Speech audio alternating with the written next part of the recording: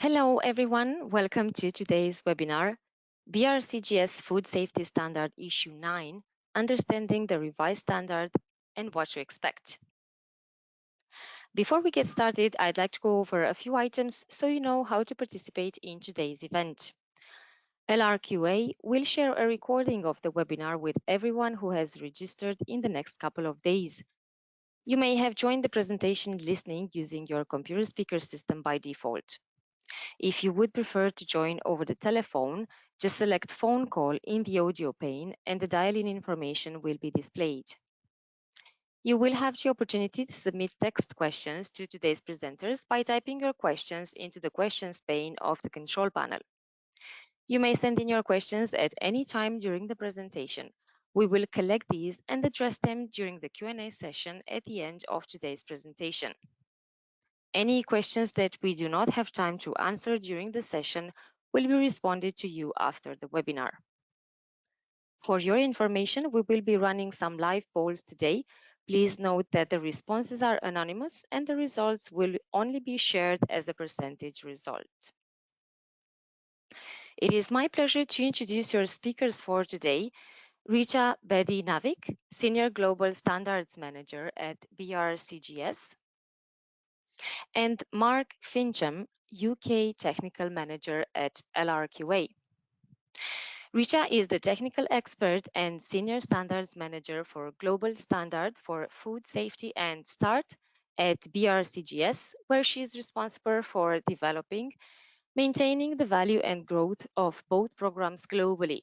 During her 13-year career, Richa has worked in a variety of roles associated with food safety and quality management, including food manufacturing, food service, and retail sector, as well as the logistics industry. BRCGS is a leading brand and consumer protection organization used by over 30,000 certificated suppliers over 130 countries, with certification issued through a global network of accredited certification bodies. Mark has worked for LRQA for 30 years as a food assessor and technical manager. He has carried out assessments against both BRCGS and FSSC, whilst currently he manages the BRCGS standards globally and the delivery of all food safety standards in the UK and Ireland. Prior to joining LRQA, Mark worked in the meat, frozen food, canning, and bakery industry for a number of manufacturers, including Campbell's and Bird's Eye. I will now hand over to our first speaker, Richa.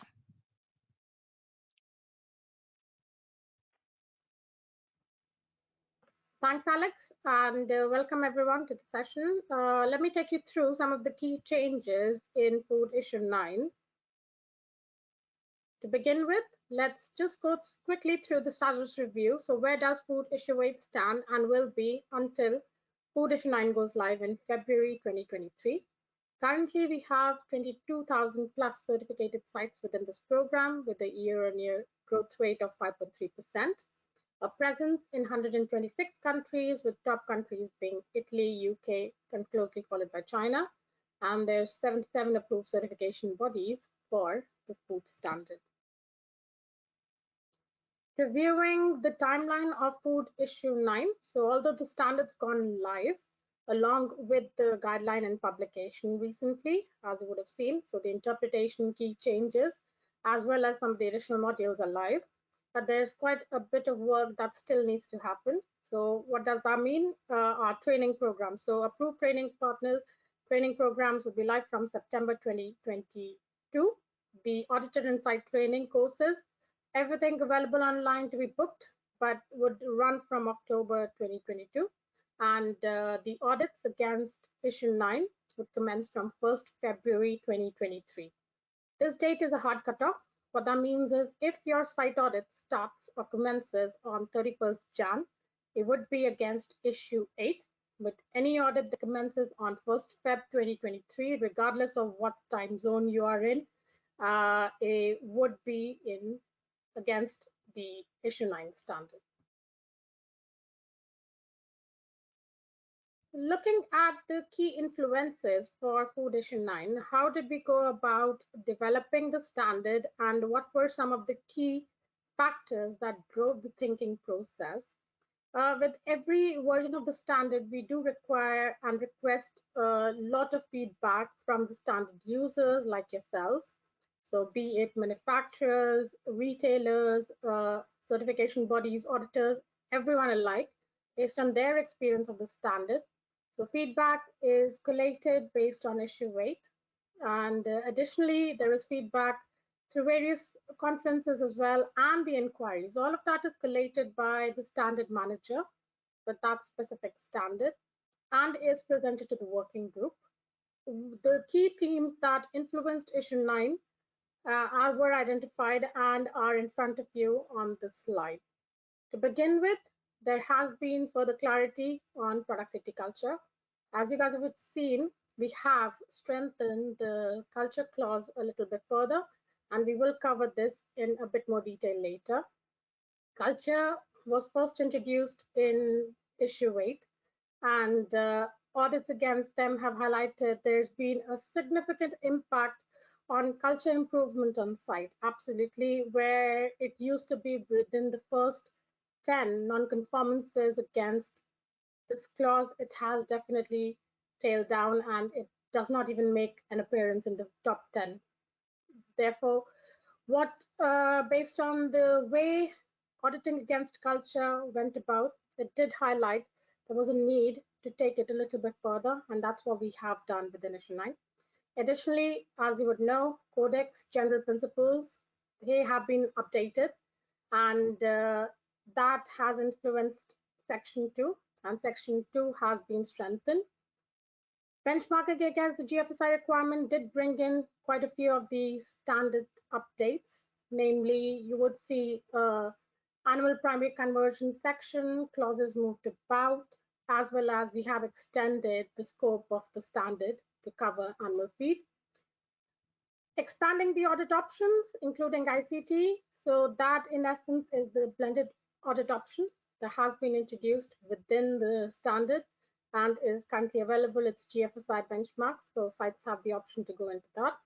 This was based on all the learnings we had from remote auditing during COVID era, essentially, but still sort of is partly ongoing in the world. But all the learnings and the good things that came out of remote auditing have been incorporated here. Core product safety cultures, core product safety activities.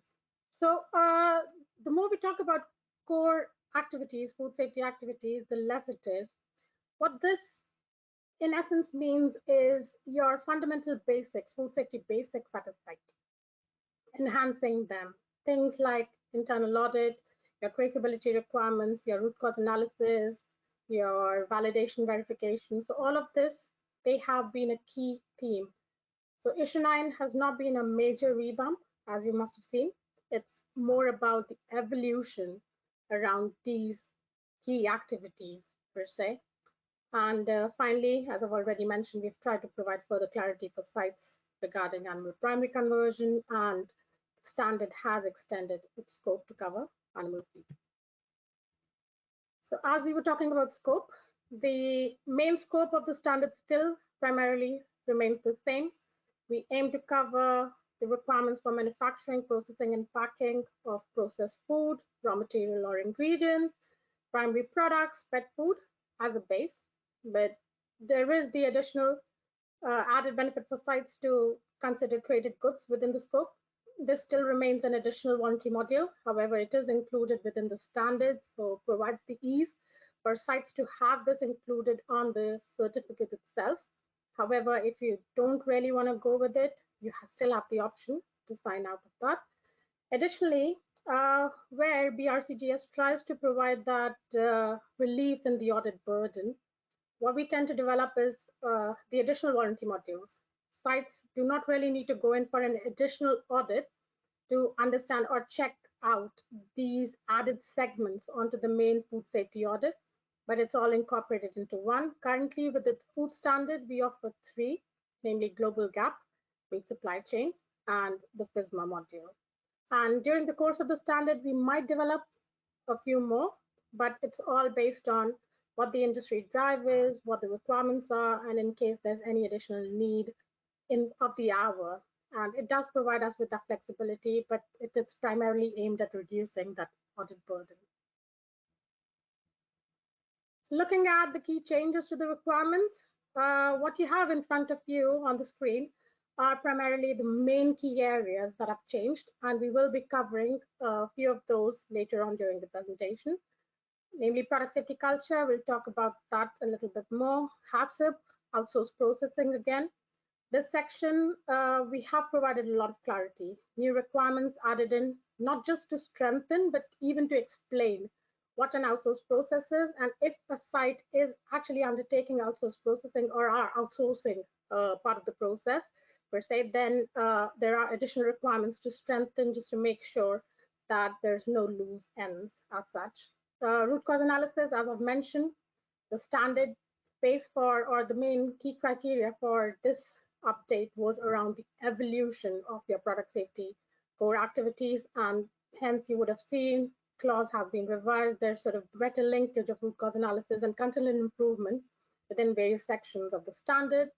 Food defense, it's a very specific section. We have taken out site security requirements, and they have gone into your normal external on-site security as one, and food defense on its own. Equipment has undergone a major revamp based on various several industry and the standard guidelines that have been updated. Plus, there was a need to make sure there's quite a few other considerations and factors that had to be brought into this section, and we'll cover that in a little bit more detail later. And finally, animal primary conversion. The key changes to protocol from issue 8 to 9, namely two, as you can see on the screen, blended audits and unannounced audits, but Mark's going to cover them in a lot more detail later on during the presentation. So we won't talk about this now, but just for your information, something to bear in mind and listen to Mark when he gets to them. So covering off the key changes to the requirement, let's start with food safety and quality culture. As I'd mentioned already, we were the first standard to introduce requirements for culture within the requirements, essentially within the standard. Issue 8 had the requirement to develop a plan. Considerations for behavior was something that really stood out based on how the audits against this clause were going. And if you see various definitions of culture, behavior is a term that generally is referenced and makes an appearance quite significantly over and over. Hence, the working group decided that we did need to consider that within the requirement. The site needs to consider them while developing the plan. Certain activities related to behavior would need to be incorporated. And a lot of explanation is gone into the interpretation guideline. If we look at what the requirements are, so how the clause has evolved from issue 8 to 9, we have provided a list of defined activities. Some of them, they are based around the GFSI benchmark requirement, but this requirement has gone over and above. This is just our way to make sure we stay up par and to understand the need of the hour and support the industry where it's needed. Most of them are fairly straightforward. So what you would have to do is still have a plan that defined activities around the 5 areas, your clear and open communication. You should have activities taking into consideration training. Feedback from employees is a key and definitely something that you do see mentioned and highlighted and picked up by the sites themselves as a criteria to improve on. What we mean by inclusion of behaviors, it's primarily just focusing on your product safety processes. So how is a site basically going about and making sure that if there is a food safety process per se, a very simple process, even as washing hands. So how would a staff member, when not being observed, would they actually wash their hands or not? And if that is something that the staff uh, are aware of, as well as the supervisors aware of, what are the various mechanisms that they might put in place to make an improvement? That potentially can go into your plan. And finally, your performance management on activities that are related to product safety, authenticity, legality, and quality. So you do develop a plan, activities are defined, they're measurable with intended timescales, and then you have a plan to review the effectiveness of these activities. So continuous improvement, as we said, is always the key, and reviewing the plan and its effectiveness started off as being one of the main reason for a non-conformance against food safety and quality culture clause, but has definitely trailed down. Sites have actually understood or started to understand what culture clauses are all about, and there's definitely massive improvements we've seen at our end from the audit reports and results point of view. Moving on to HACCP. As I said, it's basically codex have updated and reviewed their standards, so it's all incorporated, which has influenced quite a number of clauses within the standard. And if you meet the requirements of Section 2, you are compliant to the codex principles essentially per se, so legally covered. One thing to highlight, there has been a number of inquiries over the years, as well as we still see the same being mentioned, various geographies globally, various legislative requirements in certain places to use certain terminology or the technical jargon.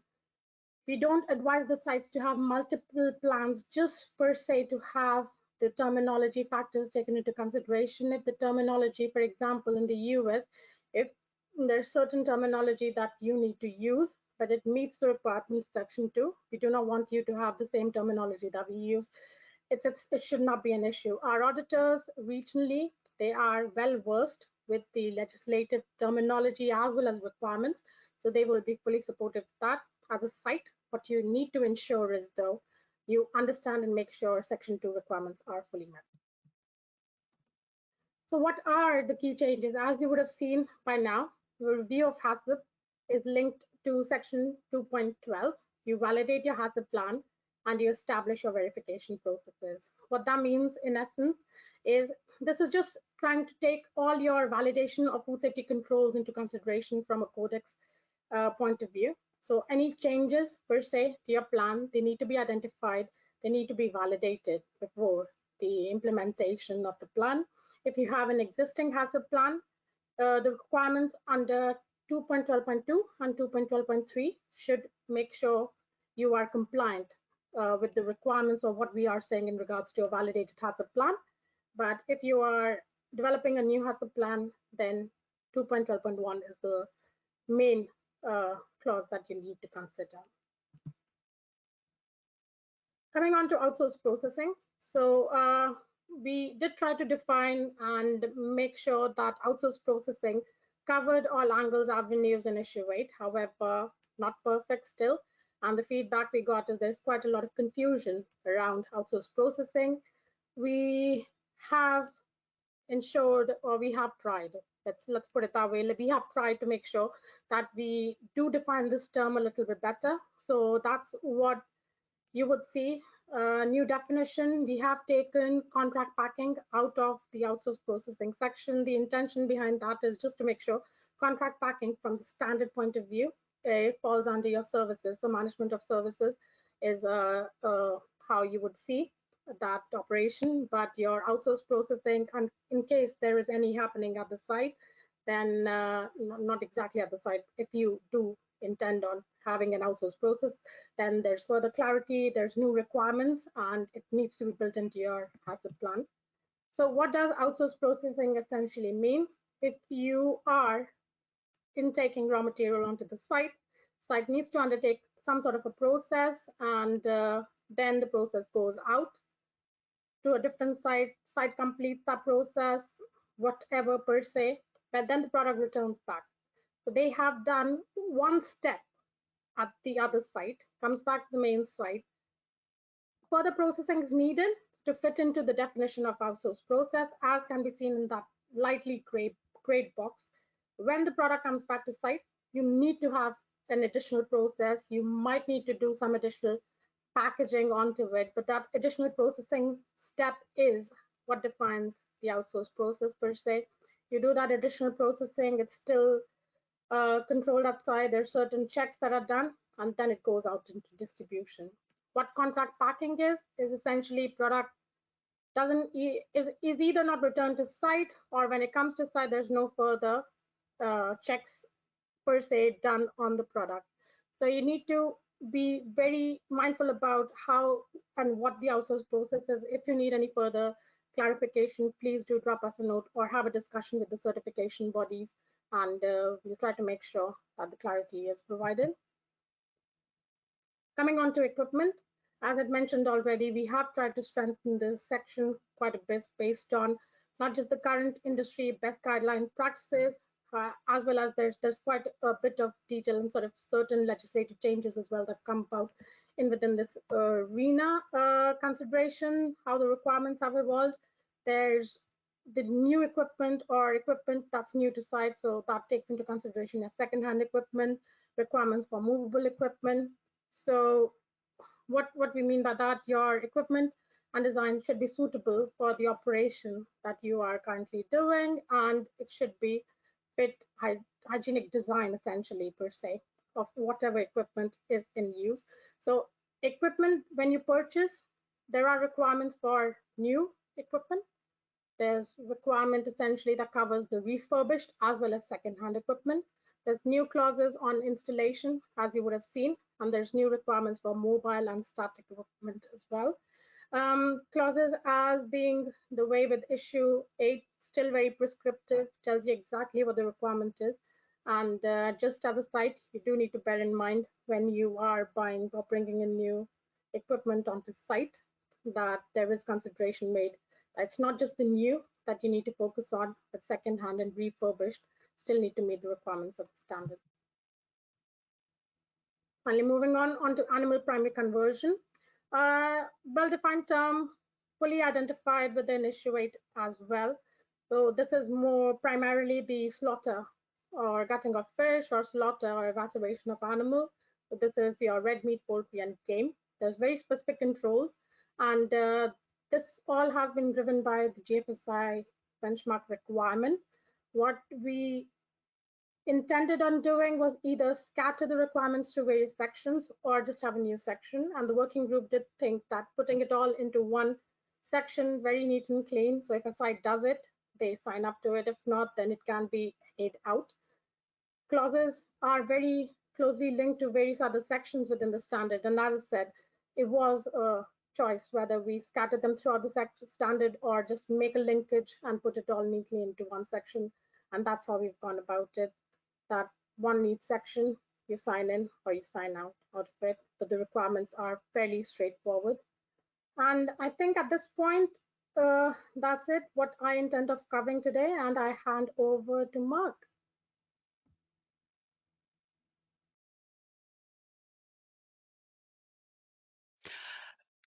Hello. What I'm going to do is spend a bit about time talking about the actual audit process itself rather than the requirements of the standard. So I'll be spending some time looking at the timescales and preparing for the audit and talking about changes that are taking place in a bit more detail in the protocol. First of all, I'm going to start talking about changes to the protocol itself. The protocol is really in the standard the way that the audit is conducted. And the interesting thing about the main changes to the protocol are none of them are new, and they all go around the choice of audit that you can undertake. And really what the BRCGS Food 9 has done is incorporated the latest requirements into the standard itself. But interestingly enough, none of this should be new to you. There are 3 processes by which you can be audited, and I'm going to spend a bit of time talking about these 3 processes. I'm actually going to start with the middle one, which is the blended announced audit. This is something which has really come out of the COVID crisis and has been incorporated in business as usual. The blended audit, which can only take place on the announced audit, is partially on-site and partially remote audit. This is an option that you can take if you feel that this is best for yourself. The blended audit would start with a remote audit looking at the documentation in your system, and this will be done remotely with the auditor first checking the IT systems are adequate to conduct the audit. The second part of the audit is the on-site audit. This is where we go onto the site and look at the manufacturing operations and areas which really can't be adequately audited remotely. This way, it gives you a bit of the best of both worlds of allowing remote and on-site auditing, and it's an option that you can choose. This can be opted into at any point as long as you're on the announced scheme. The fully unannounced audit, that's the last box you can see there.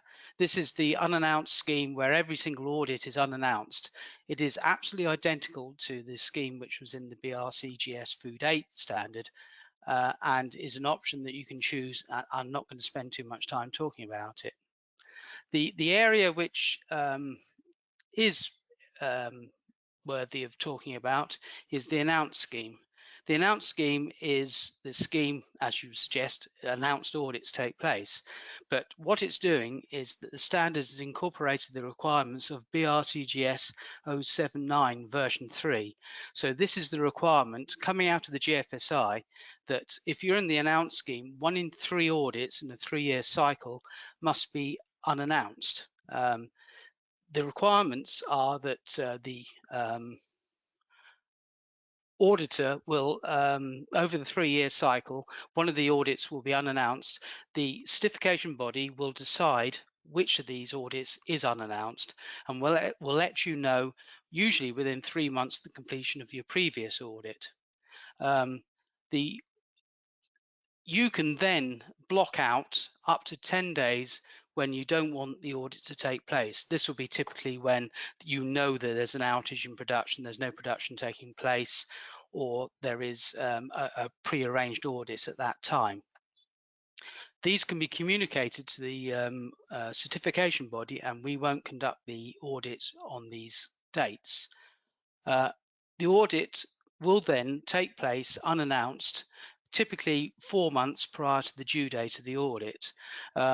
The auditor will turn up unannounced. In fact, the audit's completely planned. It's just we don't tell you when we're coming. But the auditor will turn up on the day planned and will conduct the audit unannounced. And hopefully, then the audit will go ahead in a straightforward manner. There are lots of requirements in BRCGS 079. I'm not going to spend a lot of time going into the details of them, but certainly we do get lots of questions around seasonal products. Seasonal products can be an issue at the best of times, particularly when harvest periods can change. And it's even more complicated if the audit's going to be unannounced. But I would say the key element of this is communication between yourselves and the certification body, just to make sure that we are aware when the harvest starts, so that we can actually try to plan the audit within the time when you're actually in processing.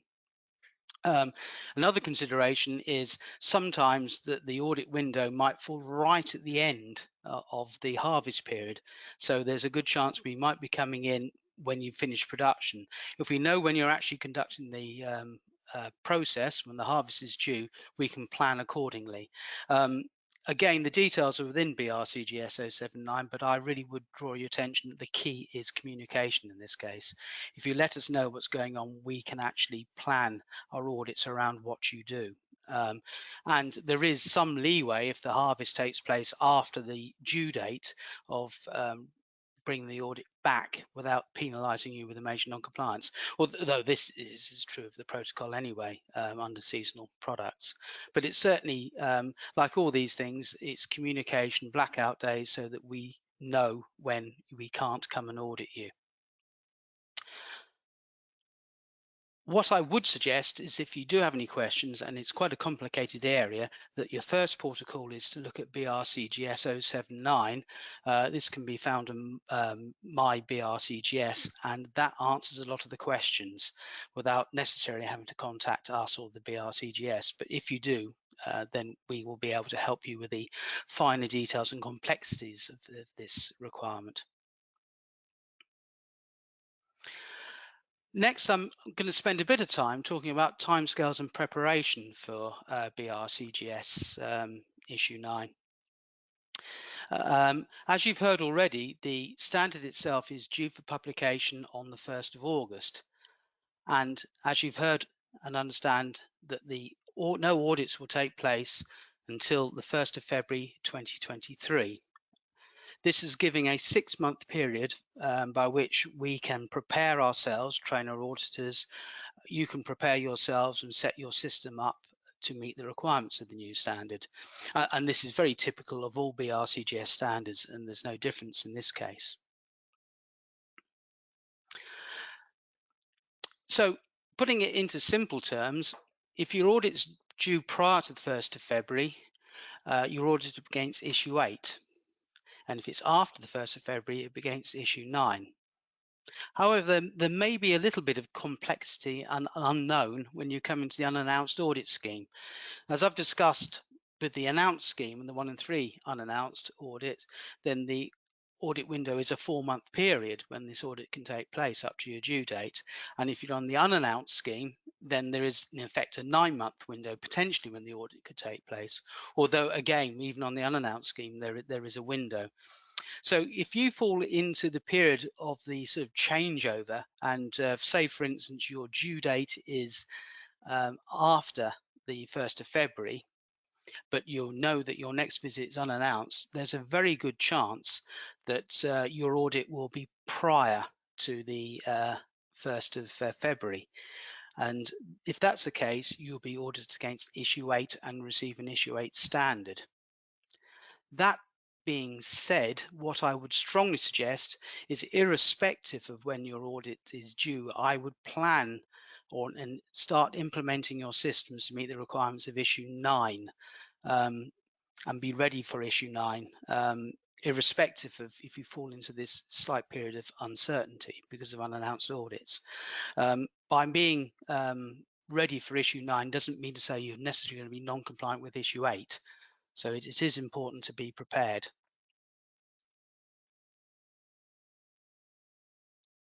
Just a little bit of, I'm going to spend a bit of time talking about best practice for food safety audits, audits in general, processes. And one thing you to do when looking at your processes and your controls is to think of them as processes, and all processes have inputs, they have an activity and they have an output. So if you're looking at your controls, and particularly in the new areas, if there's new areas that you need to look at putting your controls in place, always to think, what are the inputs to any particular process or activity you're looking at? What are the particular controls? These could be sort of HACCP, PRPs, procedures, and also what resources do you need to actually conduct these audits? To then get the output and the desired outcomes, then you've got to make sure that these controls are in place or adequate. So if you are looking at updating your systems or bringing new requirements in, just think about the process approach, and this will actually allow you to easily define the controls and activities you need to do. This slide is equivalent or is equally applicable to any type of process, but food safety is what we're looking at today. One thing that we're talking about and worth pointing out is that, as well as this webinar, LRQA can help you in your journey for implementation of BRCGS issue 9. For instance, we can offer training and briefing workshop, and these can be quite bespoke if you require it. The obvious thing that we can provide is, if you're in doubt about your level of compliance, why not book a gap analysis? An auditor will come on site and they will audit your system against the requirements of issue 9, and if there are any gaps, we will report them. It's quite a nice way to actually give you the assurance that you're ready to be audited the new version of the standard. We can get involved in developing culture, service and support, going back to this development we're seeing with the new standard with quality and food safety culture. And again, on a more general point, control of suppliers is always important, and we can, if you so wish, provide support and activity doing second-party audits on your supply chain. That's not a BRCGS issue 9 point. It's something we can do anyway. We're auditors and we can help you in your sort of supply chain assurance programs. Another area which is less connected to food safety but worthy of mention is that we can provide support through audit of your sustainability requirements. It's becoming quite a big buzzword within the food industry at this moment, and an area which is always of concern, and it's something that we can do specific audits on cybersecurity, and this is a non-food product, but it's an issue which is as relevant to the food industry as it to any other industry. So just bear in mind that we can provide services in these areas. Okay, well, thank you very much for your time. And now I think we're going to ask you a few poll questions. So I'll pass you back at this point. Right. Thank you, Richa and Mark. We're now going to move to our 4 poll questions for today. Just a reminder that the responses are anonymous and the results will only be shared as a percentage result. So our first poll question is, will your company be seeking food safety training in the next 12 months? Let me put this up for you.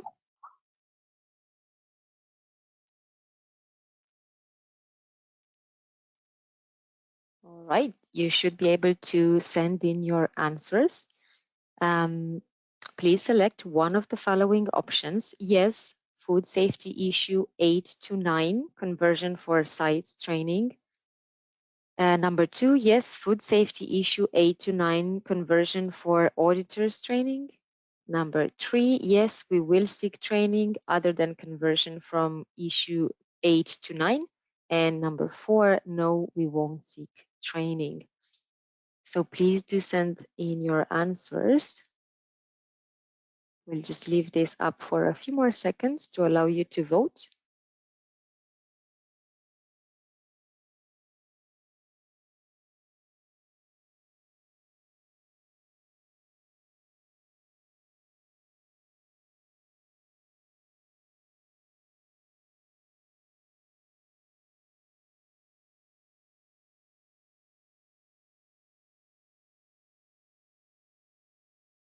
Perfect, thank you all.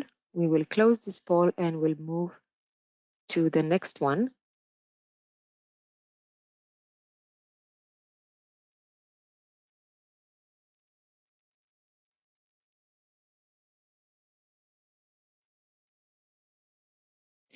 And the next one is, will your organization be looking for any of the following services in the next 12 months? And we will allow you to vote in just a couple of seconds. Here you go. You should be able to see the poll on the screen. And you have the option here to select all that apply from the following options.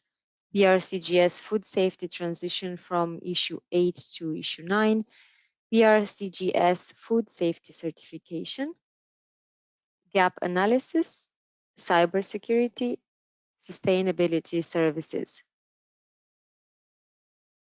So please select all answers that apply. Just a few more seconds for you to vote.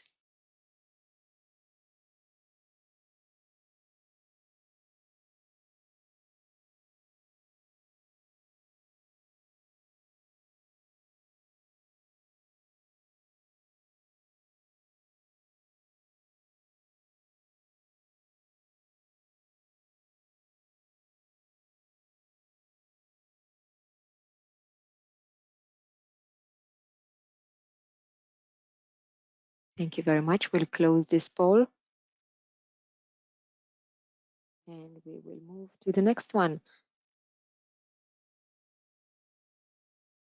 Okay, so thank you for your responses so far. This is our third poll, and the question is, will your organization be looking for certification in the following areas in the next 12 months? And we will launch the poll for you. 2 seconds. Here it is. You should now be able to send in your answers. And you have 4 options here: BRCGS packaging materials, BRCGS ethical trade and responsible sourcing, BRCGS consumer products, BRCGS storage and distribution. So please select one of these answers. And we will be sharing the results of this poll with you in just a few moments.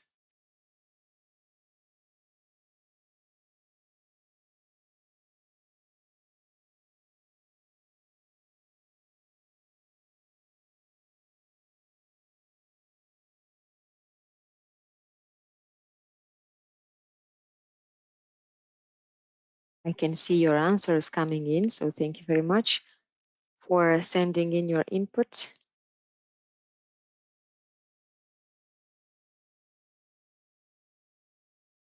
A few more seconds.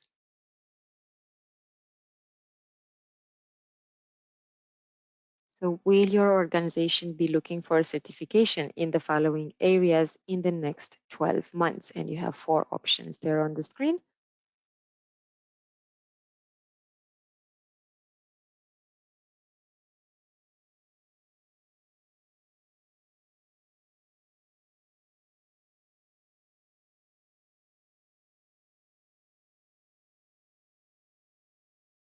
All right, I'm going to close this poll and I'm going to also share the results with you. So you should be able to see the results on the screen in just a few seconds.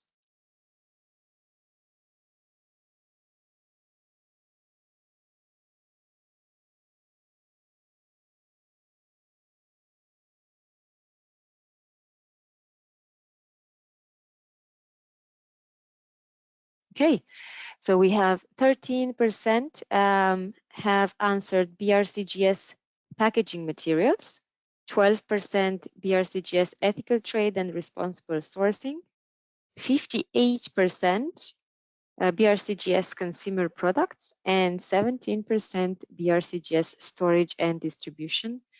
Mark or Richa, if you'd like to comment on these results, please feel free to do so. Please unmute to be able to.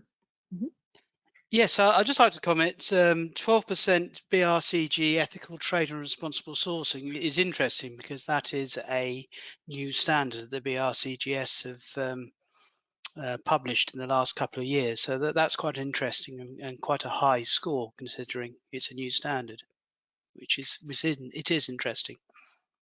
Absolutely, and just to add to that, for the attendees on the call, within the service package, you have a free ethical trade and responsible source risk assessment, which is a tool freely available to all sites, whether you are within the food standard, storage, distribution, packaging, consumer products.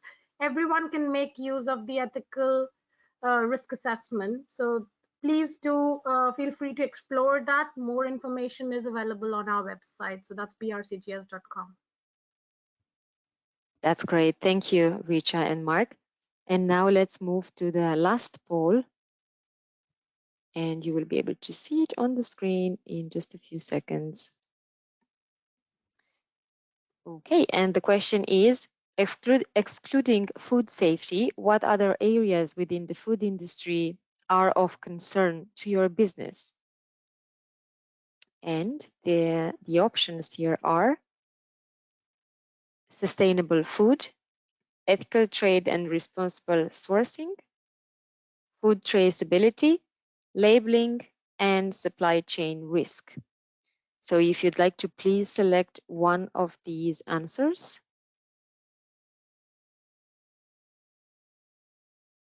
We will give you about 1 minute to vote. And we will be sharing the results of this poll as well.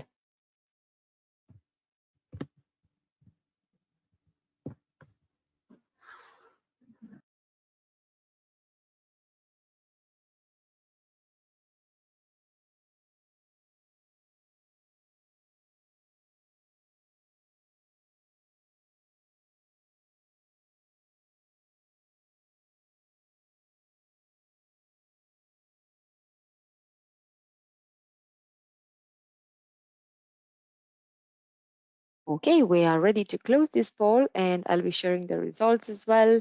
So you should be able to see them on the screen. We have 14% of attendees picked sustainable food, 13% ethical trade and responsible sourcing, 28% food traceability, 15% labeling, 31% supply chain and risk.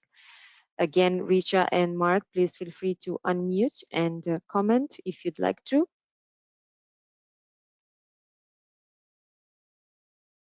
You are muted.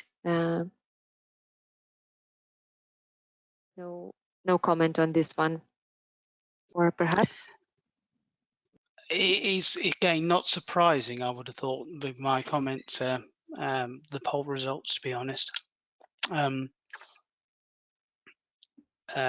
traceability obviously is a very key one. That's top of the, well, second, again, supply chain risk, which is clearly not surprisingly at the top. So no, I think there's no surprises to me in that poll at all, really. I don't know what you think, Rita. No, same. I think I'll just echo your thoughts here. And yeah, nothing more to add. I think you've covered it perfect. Perfect. Thank you very much, both of you. And thank you to our attendees for participating in these polls. So Mark and Richa, we're now going to begin answering the questions submitted during today's presentation. As a reminder, you can still submit questions through the questions pane in your attendee control panel in the menu on the right-hand side of the screen. So Mark, Richa, please feel free to turn on your webcams if you'd like to. Please remember to unmute as well. Perfect. And I will let you to read out and answer the most relevant questions from our attendees. I will start. First of all, as you can imagine, there's quite a large number of attendees at this webinar, so there's not a chance that we'll be able to answer every single question here in the time we've got. So we'll be selecting certain questions, but we'll get around to answering all the questions in the fullness of time. A regular question first asked, I want to share this webinar with my team. Will there be a recording available at various questions of the same type? The answer is yes, there will be a recording available, and this will be available on the LRQA website, that's lrqa.com website, after this webinar. So yes, that will be available to everybody. So yes, you can access it and download it. Okay, we'll alternate our answering of questions. So if I hand over to Risha, she'll answer some questions that then we'll alternate backwards and forwards with certain questions. Thank you, Mark. I'll start off with a very basic one that I've noticed a theme within the Q&A chat, and it's just around where can you download, or whether can you download a copy of the standard interpretation guideline and key changes, and whether it's available along with the checklist. So starting off, standard as well as the interpretation guideline can be downloaded from BRCGS Participate. So if you are an existing site within the BRCGS program, then yes, you can download it for free, although it's not a printable version. So if you would like to get a printable version, you would have to purchase that through the store, BRCGS store. In regards to the checklist is usually available on BRCGS Participate and as well as the website. And as I was told, both of these the places this document is live on BRCGS website. You will find it under the standards. So go onto food safety, and under the help and guidance section is where you would find the checklist for version 8 as well as issue 9. So both the documents are there. But if you have any challenges, please do drop us a note on inquiries@brcgs.com, and we will be able to help you just navigate and find these documents for you. So over to you, Mark. Okay, well, I've got quite a lot of questions relating to the protocol changes in the unannounced scheme and the timescales. So This is an example, which is quite a good example of a question on the changeover. I'll just read it out. In case the certification site due date on December 2022 would assess the recertification against the BRCGS Food 8. Next, the site would want an extension for a different scope in April. What standard, I'm paraphrasing it, it's quite a long question, what standard would the extension of scope be against? This is the same really for all BRC standards and changeover standards. If you have an audit prior to the changeover date against issue 8 and you then want to change a scope visit, then the change of scope visit will be against your existing certificate because we're changing the scope on the existing certificate. So if your audit was and your certificate was issue 8, it will then still be issue 8 that we do the extension against, even if it's after the changeover date in February. So yeah, you're always extending the current certificate or changing the current certificate, whatever that may be. Okay, I'll just pass back to Risha. Yeah. Okay, so then rather than taking questions, what I would do is just focus on the themes of what sort of questions are coming about. And the next one I can talk about is the food safety and quality culture. So there's a number of various ways people have asked some further clarity on this section. So to begin with, the intention with the culture clause stays the same. The intent is not for the auditors to go on site and audit the site's culture. So where we've gone in with the additional requirement or site having activities related to improving product safety behaviors, so the auditor is not really there to audit the behaviors. So the intention is still where fairly straightforward. They will focus on your plan. So whatever goes in within your product, your food safety and quality culture plan is what the auditors are there to audit. And the improvement is based purely on what your findings are. What are the activities you as a site would like to focus to identify and understand what those activities actually could be, or the areas where the site really needs to develop.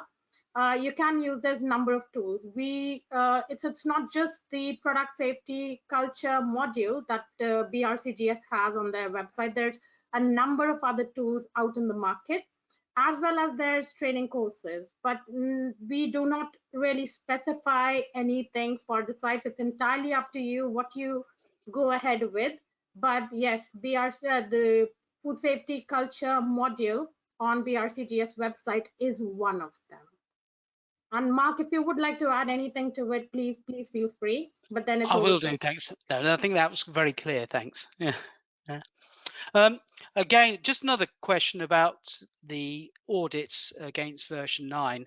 There's a question here, and there's been one or two similar questions. Can you request to be audited against version 9 if your audit window is before February 2023? The answer is no. The changeover is a hard changeover on the 1st of February. If your window is prior to that, then you'll be audited against BRCGS version 8, issue 8.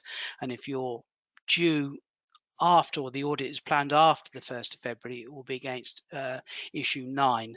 There was another similar question, which is asking the same question about if we were audited against issue 8 and then issue 9 comes in, do we need to make a transition to issue 9? The answer is no. It's not that the issue 8 standard will become expired, cease to exist after the 1st of February, because as you're aware, there is a period when if you're audited between now and February, you'll have a certificate to issue 8. That certificate to issue 8 is valid until your next audit is due. So it's not a case that there is a cut-off point of expiry of the certificate or the issue of the certificate. As obviously, if your certificate is issue 8 and it goes past the expiry date on your certificate, you're not certified anymore. And if you had a re-audit, it would be against issue 9. But no, BRC Food 8, BRCGS Food 8, suddenly doesn't become expired after the 1st of February. So again, there's 1 or 2 questions on that. So rest assured, it doesn't matter which standard you audit against, they are valid standards. It's just the issue 9 is the updated version of it. It's no more valid than the current issue 8. I think that's true, Risha. Yeah. Yeah, and absolutely spot on. Yes, that is correct. Yeah. Okay, so what I would do is actually just take you through the sections now. So wherever we've had questions on section 2, so primarily around changes to HACCP, and there's still a number of questions focusing on terminology use. All I would say is terminology-wise, our auditors are regional, well-versed with the legislative requirements within the regions they operate in. So you do not need to worry about the terminology usage. All you have to do is make sure you are compliant to section 2 of the standard. So if you do present us with compliance criteria against a different standard, a different certification program, a different version altogether, that would not be acceptable. What we are looking for is compliance to section 2 of the BRCGS food safety standard. So focus on that element, use whatever terminology is completely acceptable. The other question being asked is which version of Codex. So it is the latest version that was updated in 2020 is the one that food issue 9 is compliant to. So if you meet the requirements of section 2 of food safety issue 9, then you are compliant to the Codex requirements as well. And Mark, is there anything you would like to add? Otherwise, over to you. No, that's fine. That's great. I've got a question here, which is an interesting question, and it's probably worthy of talking about before I start moving into the quite a large number of questions relating to the blended and unannounced scheme. But I think this is a good question to cover. How is auditor training being carried out to ensure that CBs are up to date before January? I think you mean February, but I am especially interested in Vietnam, how I can verify this. The way the process works, and this is universal across the globe for all CBs, is that the BRCGS up to about October will be developing awareness training for both organizations and auditors. There is a difference in the course between the auditor awareness training and transition and the site version of it. The training is carried out by BRCGS ATPs, approved training providers, and they go through a train-the-trainer course, which has been organised to run, I think, in around about October. So from October through to February, all certification bodies will be organising transition training for their auditors, which is BRCGS training. So it's the same training given to every single auditor worldwide, using trainers who have been trained by the BRCGS themselves. So there's consistency in their approach. All auditors who are currently registered with the BRCGS on their directory need to undertake this transition training, and only when they pass will they be allowed to conduct audits against a new version of the standard. Because BRCGS have an oversight of the auditor training and who's been trained and who hasn't been trained, no auditor can perform an audit unless they have gone through this transition training. So it's a guarantee that the auditor you will get will have gone through exactly the same training as every single other auditor in the world. So there should be a consistency of approach and a consistency of interpretation of the new version of the standard. Risha, I think I've got everything there, I think, yeah. Yes, yeah, you did. The only thing to add is, so the very first, the process begins with the principal train the trainer session. And we have completed the principal trainer session, but that doesn't mean anything for anyone on the call. So it is just as Mark said, for consistency purposes, we ensure we train out the first set of the trainers, and then that same training content as well as the techniques are disseminated out, and every single one of you who attends a BRCGS course, the exact same course content is presented to you, as Mark said. So yeah, absolutely spot on then. Okay, moving on to section 3 then, and talking a little bit about root cause analysis as well, because I did see there's quite a few questions that were revolving around that theme. Just to clarify, the intent hasn't changed.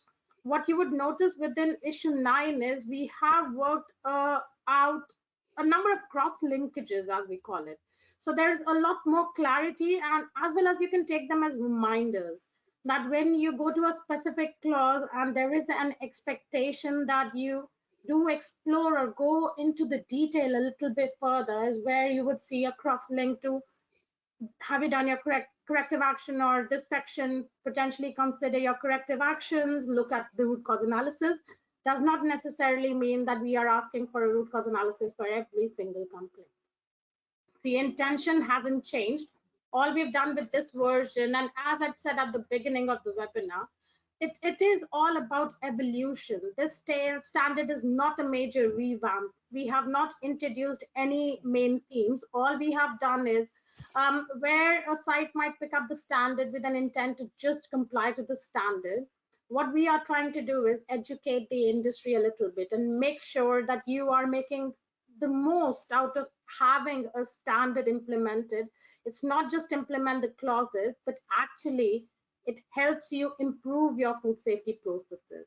And that is the intention, and that is what is being echoed with the cross linkages. So there's a lot of reference, a lot of reminders just for sites, and partly it is based on the analysis of non-conformances that we see. So every audit that the auditors conduct, we are at the receiving end of the non-conformances, as well as there's a lot of root cause analysis data. And looking at the root cause analysis data, it is abundantly clear that there's still a lot of understanding that the industry can do with. And hence, what you would notice is with a number of Food 9 presentations that BRCGS are conducting this year, and anywhere we speak, we will be focusing a lot on root cause analysis, internal audits, validation, verification being another big theme.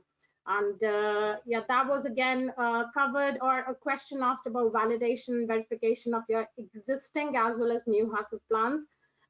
With the existing HACCP plans, all we would say is you would have a number of processes in place.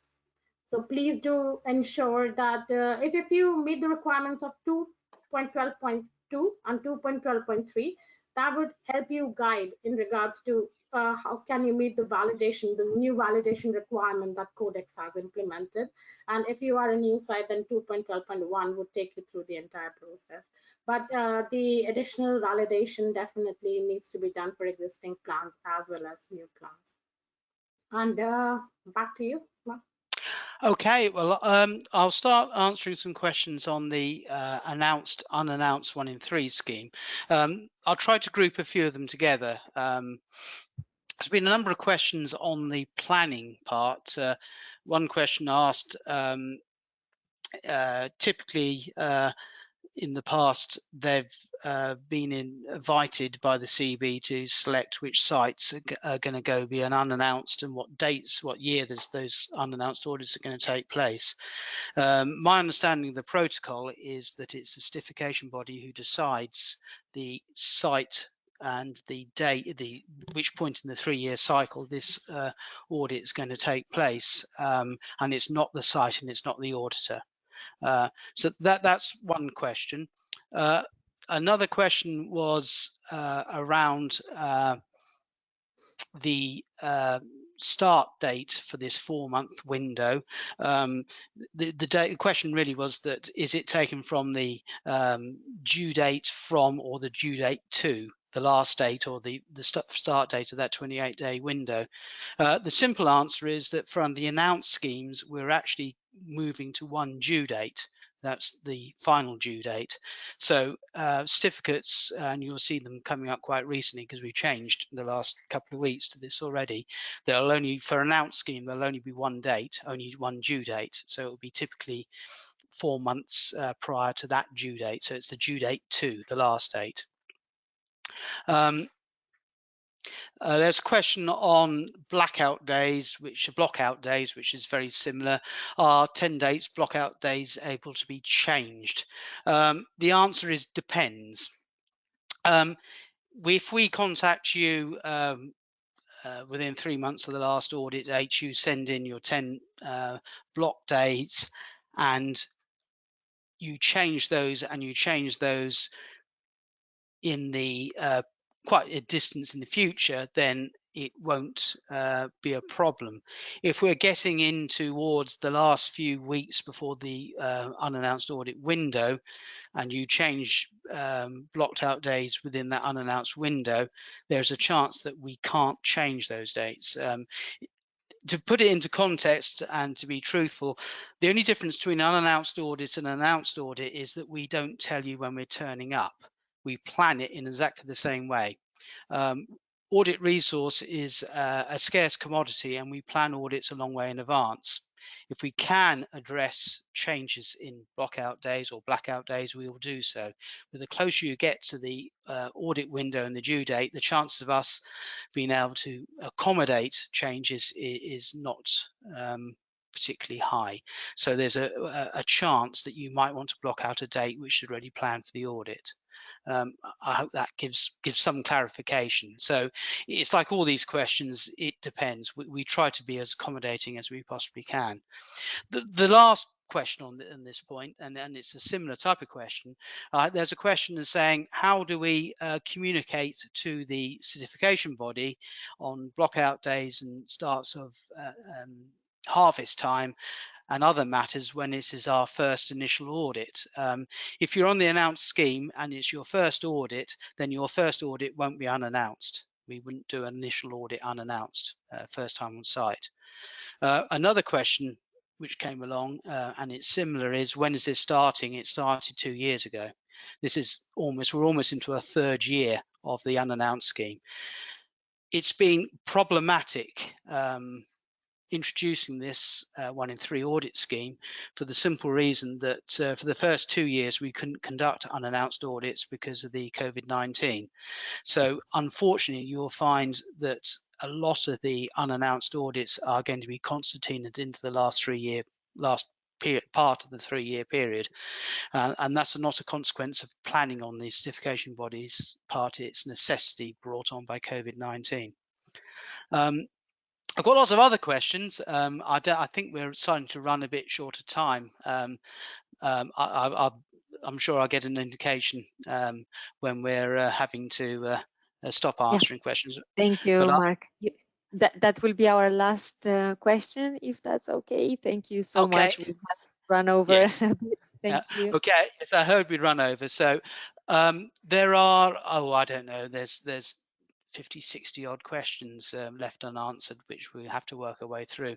So my apologies if we couldn't get around to all your questions. We will be looking at those and providing an answer in written form in due course. Okay, I'll pass you back, and thank you very much for your time in attending this webinar. I do hope you find it extremely helpful. Thank you very much. Please.